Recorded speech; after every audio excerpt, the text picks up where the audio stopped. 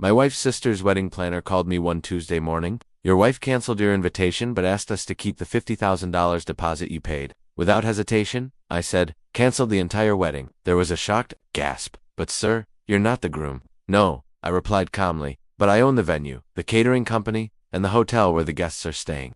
Tuesday mornings at Kingsley Group usually started with black coffee and financial reports on my mahogany desk, overlooking Seattle's bustling streets 30 floors below. I'd built this empire from nothing, starting with a single food truck and a dream that many called crazy. Now, at 31, I ran a business worth more than many small countries' GDP. But in my personal life, nobody seemed to care. My assistant's voice crackled through the intercom, announcing the call from Magnolia and Pine wedding planners. I almost declined, but then it hit me: Eva's wedding, my sister-in-law's big day next month. I'd quietly paid $50,000 to help because Brooke, my wife, had begged me.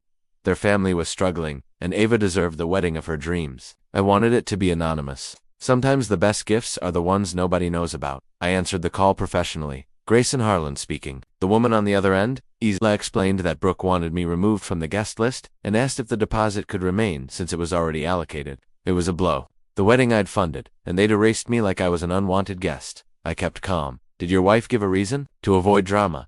To keep the focus on the happy couple, Isla said, clearly uncomfortable. 7 years of marriage, and Brooke thought she could erase me from her family's celebration. The woman who'd cried on my shoulder, asking for help, had just stabbed me in the back. I took a deep breath and said quietly, cancel the entire wedding. There was stunned silence. Then Isla stammered, but sir, you're not the groom.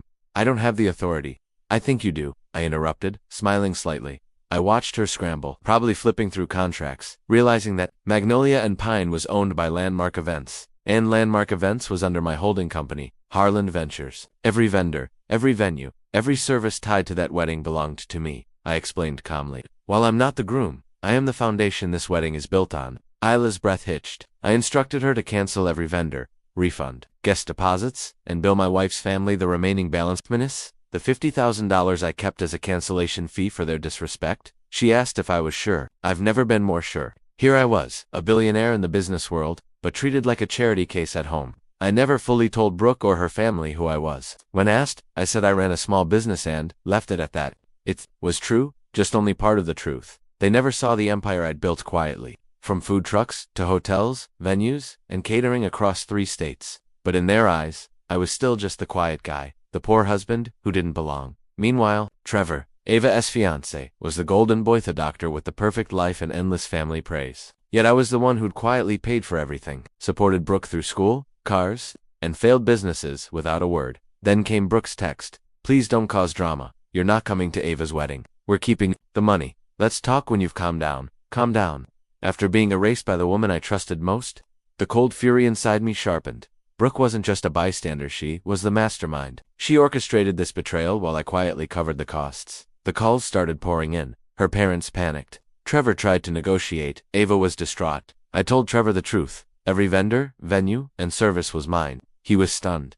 Isla called back, exhausted and panicked. No vendors could replace those booked, for the date every option was under my control. Even out of state, nothing suitable was available on short notice. I offered one option, a smaller venue I owned, a capped guest list, limited catering, a $180,000 fee 4 times the original cost. The price included 2 non-negotiable conditions: my invitation reinstated with a formal written apology from Brooke and her parents. And that apology read aloud at the reception. Isla gasped, calling it vindictive. I smiled and said, it is the hits, the price of burning bridges with the man holding them up. 2 days later, they showed up at my office to negotiate. Brooke, pale and nervous. Eva and Trevor, her parents, resigned. The silence was heavy. I told them I valued family even when they forgot my worth. Eva apologized, admitting she hadn't known the truth. Brooke claimed she wanted to avoid drama, but I interrupted. Understand having my generosity thrown back in my face while you kept my money? No. Then Trevor surprised me. He stood, sincere and steady, apologizing for the family and inviting me to the wedding not as a favor, but as a respected guest. The $180,000 was paid in full, the apology signed and delivered publicly. The wedding was smaller, but beautiful. Guests saw me not as an invisible outsider, but as the man who rebuilt their family's integrity. That night, Brooke approached me quietly, remorse in her eyes. I didn't know you were this powerful. I looked at her and said softly, you never asked. The next morning, I packed my bag. Brooke came to talk, but I was done. 7 years of marriage couldn't erase the betrayal. As I left, a text from Trevor appeared. Thank you. You were the real foundation of this celebration. I smiled and replied, never bite the hand that builds your world. The elevator. Doors closed behind me. I wasn't the uninvited husband or the family ATM. Anymore, I was the man who showed that silent doesn't mean weak. Silent means watching. And when silent men move, the ground shakes.